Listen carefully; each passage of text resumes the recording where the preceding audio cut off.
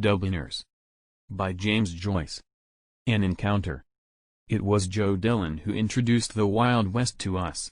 He had a little library made up of old numbers of _ the Union Jack _ pluck _ and _ the Halfpenny Marvel _ Every evening after school we met in his back garden and arranged Indian battles. He and his fat young brother Leo, the idler, held the loft of the stable while we tried to carry it by storm, or we fought a pitched battle on the grass. But, however well we fought, we never won siege or battle, and all our bouts ended with Joe Dillon's war dance of victory.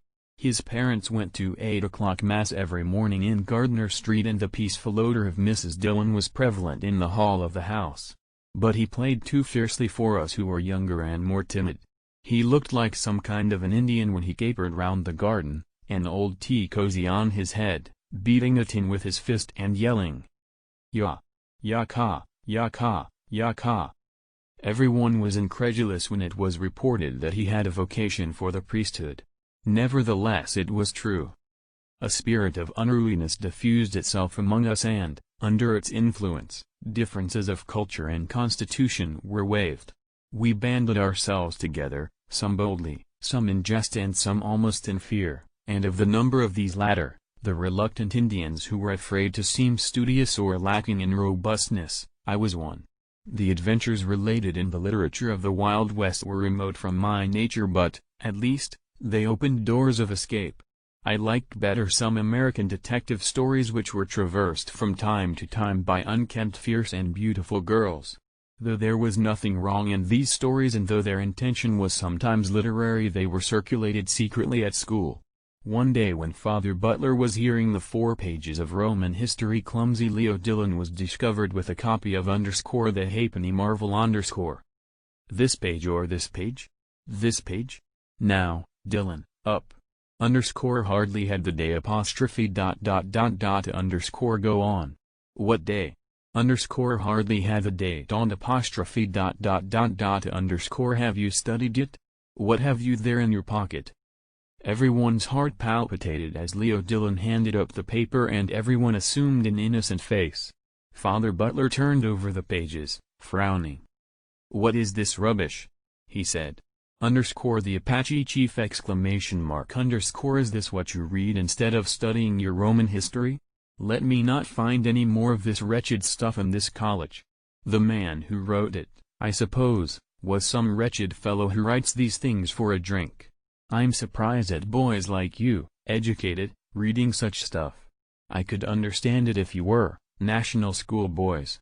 Now, Dillon, I advise you strongly, get at your work, or—" This rebuke during the sober hours of school paled much of the glory of the Wild West for me, and the confused puffy face of Leo Dillon awakened one of my consciences. But when the restraining influence of the school was at a distance, I began to hunger again for wild sensations, for the escape which those chronicles of disorder alone seemed to offer me. The mimic warfare of the evening became at last as wearisome to me as the routine of school in the morning, because I wanted real adventures to happen to myself. But real adventures, I reflected, do not happen to people who remain at home, they must be sought abroad. The summer holidays were near at hand when I made up my mind to break out of the weariness of school life for one day at least. With Leo Dillon and a boy named Mahoney I planned a day's mission. Each of us saved up 6pence. We were to meet at 10 in the morning on the canal bridge. Mahoney's big sister was to write an excuse for him, and Leo Dillon was to tell his brother to say he was sick. We arranged to go along the wharf road until we came to the ships, then to cross in the ferryboat and walk out to see the pigeon house. Leo Dillon was afraid we might meet Father Butler or someone out of the college, but Mahoney asked, very sensibly, what would Father Butler be doing out at the pigeon house? We were reassured, and I brought the first stage of the plot to an end by collecting 6pence from the other two, at the same time showing them my own 6pence. When we were making the last arrangements on the eve, we were all vaguely excited. We shook hands, laughing, and Mahoney said, "Till tomorrow, mates." That night I slept badly. In the morning I was first comer to the bridge, as I lived nearest. I hid my books in the long grass near the ash pit at the end of the garden, where nobody ever came, and hurried along the canal bank. It was a mild sunny morning in the first week of June. I sat up on the coping of the bridge admiring my frail canvas shoes which I had diligently pipe-clayed overnight and watching the docile horses pulling a tramload of business people up the hill. All the branches of the tall trees which lined the mall were gay with little light green leaves and the sunlight slanted through them onto the water. The granite stone of the bridge was beginning to be warm and I began to pat it with my hands in time to an air in my head. I was very happy. When I had been sitting there for 5 or 10 minutes I saw Mahoney's gray suit approaching. He came up the hill, smiling, and clambered up beside me on the bridge. While we were waiting he brought out the catapult which bulged from his inner pocket and explained some improvements which he had made in it. I asked him why he had brought it and he told me he had brought it to have some gas with the birds. Mahoney used slang freely, and spoke of Father Butler as Old Bunser. We waited on for a quarter of an hour more but still there was no sign of Leo Dillon. Mahoney, at last, jumped down and said, "Come along. I knew Fatty'd funk it." "And his sixpence?" I said. "That's forfeit," said Mahoney. "And so much the better for us, a bob and a tanner instead of a bob." We walked along the North Strand Road till we came to the Vitriol Works and then turned to the right along the Wharf Road. Mahoney began to play the Indian as soon as we were out of public sight. He chased a crowd of ragged girls, brandishing his unloaded catapult and, when 2 ragged boys began, out of chivalry, to fling stones at us, he proposed that we should charge them.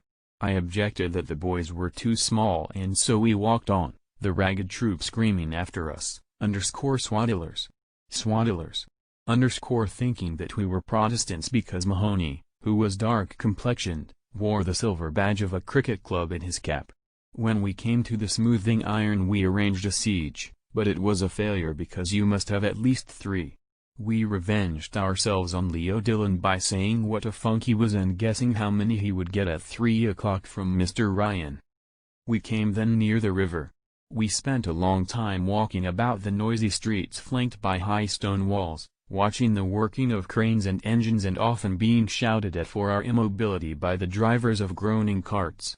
It was noon when we reached the quays and, as all the laborers seemed to be eating their lunches, we bought 2 big currant buns and sat down to eat them on some metal piping beside the river. We pleased ourselves with the spectacle of Dublin's commerce. The barges signaled from far away by their curls of woolly smoke, the brown fishing fleet beyond Ringsend, the big white sailing vessel which was being discharged on the opposite quay. Mahoney said it would be right skit to run away to sea on one of those big ships and even I, looking at the high masts, saw, or imagined, the geography which had been scantily dosed to me at school gradually taking substance under my eyes.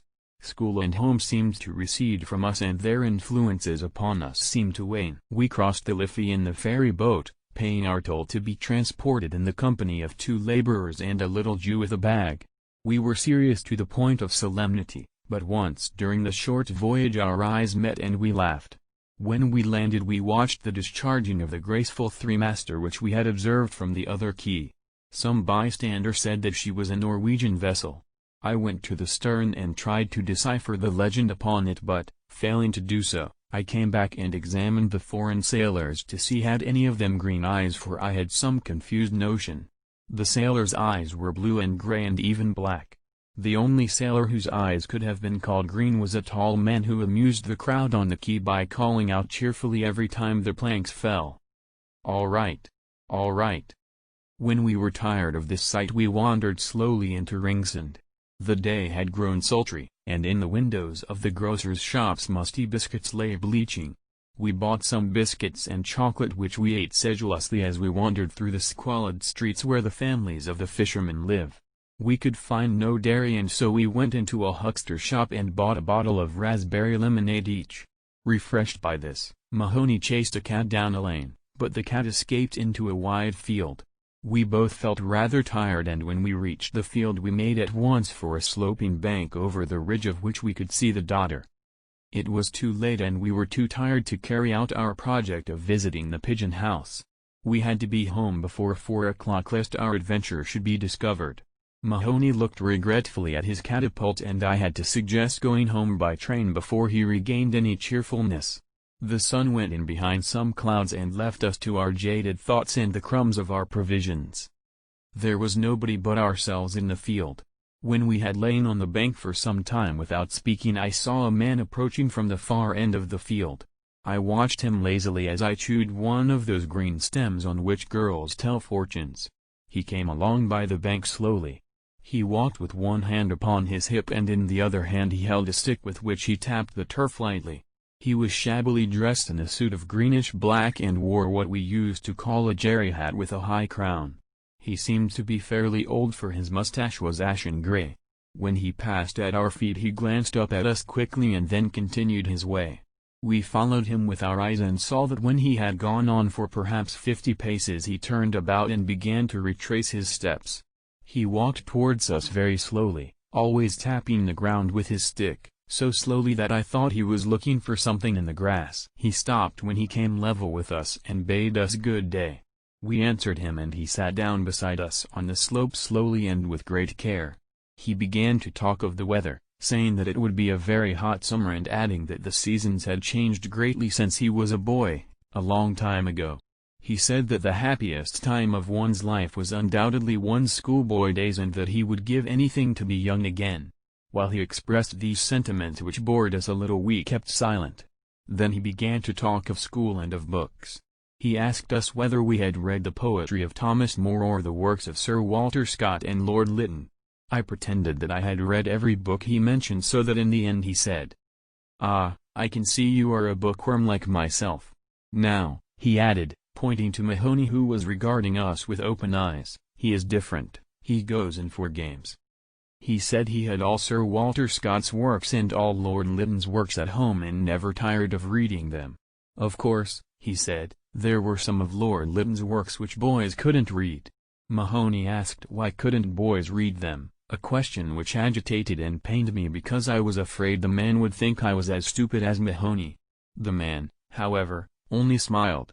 I saw that he had great gaps in his mouth between his yellow teeth. Then he asked us which of us had the most sweethearts. Mahoney mentioned lightly that he had 3 toddies. The man asked me how many had I. I answered that I had none. He did not believe me and said he was sure I must have one. I was silent. "Tell us," said Mahoney pertly to the man, "how many have you yourself?" The man smiled as before and said that when he was our age he had lots of sweethearts. "Every boy," he said, "has a little sweetheart." His attitude on this point struck me as strangely liberal in a man of his age. In my heart I thought that what he said about boys and sweethearts was reasonable. But I disliked the words in his mouth and I wondered why he shivered once or twice as if he feared something or felt a sudden chill. As he proceeded I noticed that his accent was good. He began to speak to us about girls, saying what nice soft hair they had and how soft their hands were and how all girls were not so good as they seemed to be if one only knew. There was nothing he liked, he said, so much as looking at a nice young girl, at her nice white hands and her beautiful soft hair. He gave me the impression that he was repeating something which he had learned by heart or that, magnetized by some words of his own speech, his mind was slowly circling round and round in the same orbit. At times he spoke as if he were simply alluding to some fact that everybody knew, and at times he lowered his voice and spoke mysteriously as if he were telling us something secret which he did not wish others to overhear. He repeated his phrases over and over again, varying them and surrounding them with his monotonous voice. I continued to gaze towards the foot of the slope, listening to him. After a long while his monologue paused. He stood up slowly, saying that he had to leave us for a minute or so, a few minutes, and, without changing the direction of my gaze, I saw him walking slowly away from us towards the near end of the field. We remained silent when he had gone. After a silence of a few minutes I heard Mahoney exclaim, "I say! Look what he's doing!" As I neither answered nor raised my eyes Mahoney exclaimed again, "I say! He's a queer old josser." "In case he asks us for our names," I said, "let you be Murphy and I'll be Smith." We said nothing further to each other. I was still considering whether I would go away or not when the man came back and sat down beside us again. Hardly had he sat down when Mahoney, catching sight of the cat which had escaped him, sprang up and pursued her across the field. The man and I watched the chase. The cat escaped once more and Mahoney began to throw stones at the wall she had escalated. Desisting from this, he began to wander about the far end of the field, aimlessly. After an interval the man spoke to me. He said that my friend was a very rough boy and asked did he get whipped often at school.